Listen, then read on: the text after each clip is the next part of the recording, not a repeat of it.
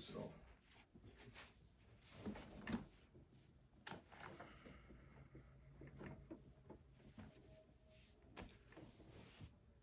Hey, what's going on, everybody? If you've been following me, you already know who I am, and if this will be your first time seeing me for whatever reason, my name is Paris Deshawn. I'm a 34-year-old musician, originally from Baltimore, currently living in Florida. And currently I am going through a severely depressive episode. I'm making these videos now, or at least I'm going to attempt to,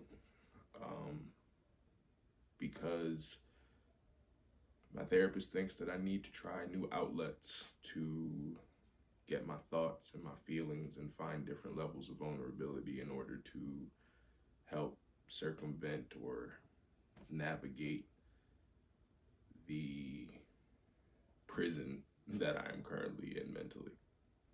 I don't really do well with sharing emotions, and I'm hoping that these video diaries or videos that I have not only help me learn to deal with my own emotions and my own thoughts better, but that in talking to you guys, I guess, maybe I can help one of y'all.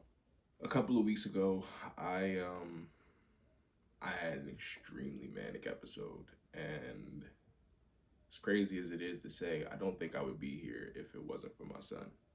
And that was really significant, because for the first time in my life since I was 12 years old, I didn't want to die, I guess.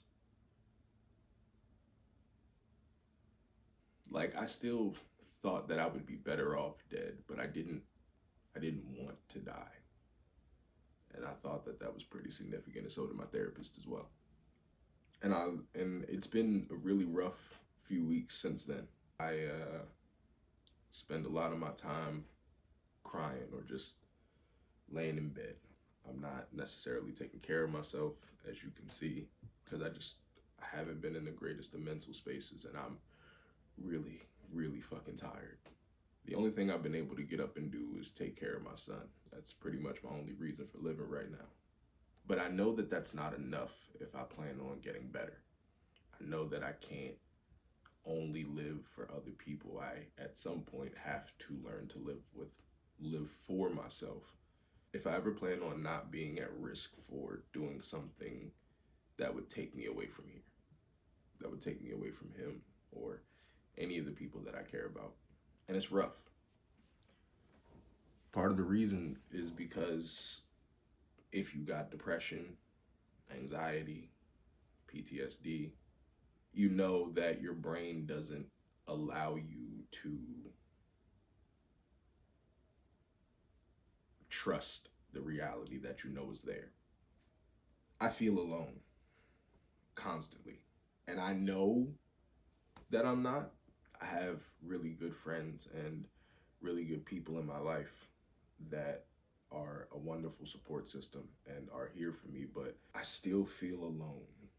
It feels like I'm drowning and I'm underneath the water, but I'm too far for people's hands to get to me, and I'm so tired, and it's really hard for me to try to swim back to the surface because I've been drowning for a while, longer than I probably realize. I used to think I was pretty okay. Started going back to therapy 6 years ago, 5 years ago, 6 years ago, something like that. I thought that I was better. I thought that I had gotten better. I thought that I had healed for the most part, but my world came crashing down, or at least everything that I had been trying to ball up top for the last year and a half finally came crashing down on me, and I ended up spiraling out of control, and I haven't really been able to get myself back together.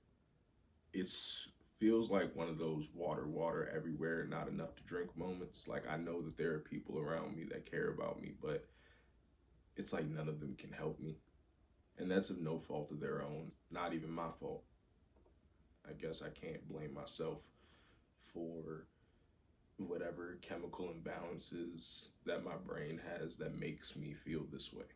And that's a really hard thing to do because you want to blame yourself, but it's not necessarily your fault. the traumas that you faced, the environments that you grew up in, the influences that you had, all of those things could contribute to it. Sometimes it's just genetic predisposition.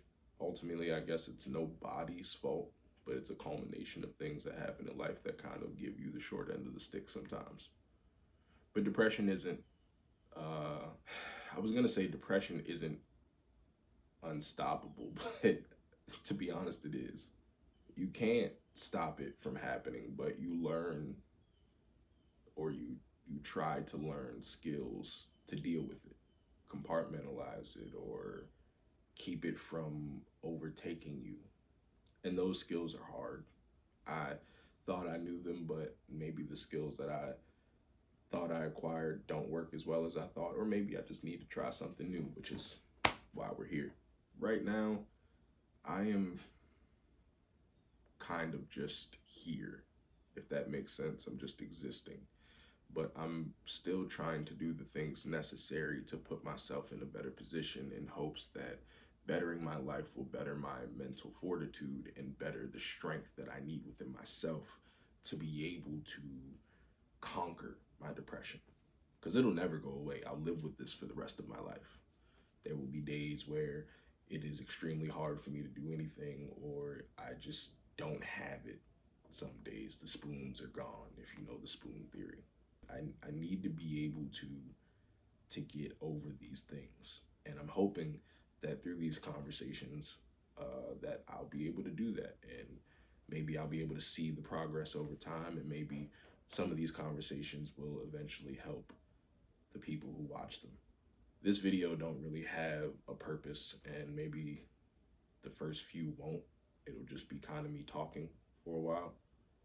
As I get better, or as these things continue, maybe I'll have a much better idea of how to have these conversations, or what to have these conversations about. But I wanted mostly to start this video as my first one to say, as corny as this is gonna sound, it's gonna be very AA-ish, but I am Paris Deshawn, and I have depression. And I am afraid of what that depression does, because depression is a disease. It's not cancer or lung disease or liver disease or kidney disease, but it is a disease of the mind, and it does kill, just like those other things. The difference is there's no medication to help it. I mean, of course, you could take Xanax and Prozac and all that stuff, which I've done before. It don't, to me personally, they don't really help. It just kind of turns me into a zombie, and I don't think that that really helps in the end. And I guess if that's what you need to live, there's nothing wrong with taking them. I think that if you get to a point where things are too dangerous, as in like it's hard for you to function without them because of the fact that your brain is so overwhelming all the time that you are at risk to yourself, then yeah, absolutely, you should take them, because it'll be the thing that stops you from making an extremely permanent decision that you can't come back from. So I don't have a problem with medication. I just personally don't want to have to rely on them. And maybe I should. Maybe I'll find something that doesn't make me a zombie, but just makes me even keel, which would be nice. But I think the thing that I need to do personally the most is just change my perspectives on things, change the way I look at things, and just get myself better, be it physically, mentally, emotionally. And hopefully in doing so, that will allow me to not just ball up top, but really get a handle on this. That's all I got for now, because I don't want to continue to ramble. I'm pretty sure the video is already too damn long. Hopefully I'll see you guys tomorrow. And I hope that you have people in your life that love you. So brush your teeth, wash your face, wash your ass if you haven't, hydrate and stretch. Those are the first things you can do to help fight against it. I hope it works, and I hope that you stay with me on this journey. I hope that my journey takes me to the place that I want to be. Thanks for listening.